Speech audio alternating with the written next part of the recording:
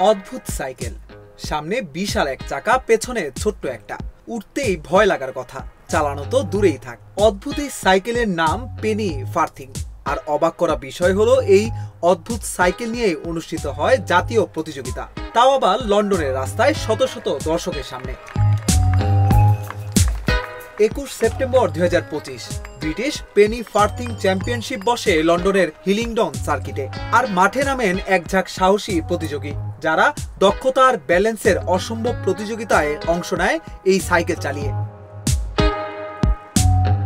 দৌড়ের শুরু থেকেই জমে ওঠে প্রতিযোগিতা। একদিকে ব্রিটেনের রজার ডেভিস, আর অন্যদিকে জার্মানির বর্তমান বিশ্ব চ্যাম্পিয়ন ফ্র্যাঙ্ক আলবার্ট। দুজনেই চান জিততে, আর দুজনেই জানেন একটা ভুল মানেই ছিটকে পড়া। একবার ডেভিস এগিয়ে যান, আবার আলবার্ট। কেউ কাউকে ছেড়ে কথা বলছে না। হুইলের ঘূর্ণনে, দর্শকের চিৎকারে আর ক্যামেরার ফ্ল্যাশে চলতে থাকে রোমাঞ্চকর এই রেস।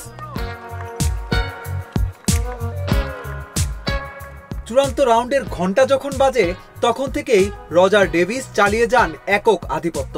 একাই ছুটে যান ফিনিশিং লাইনের দিকে। রজার ডেভিস তৃতীয়বারের মতো জিতে নেন জাতীয় খেতাব।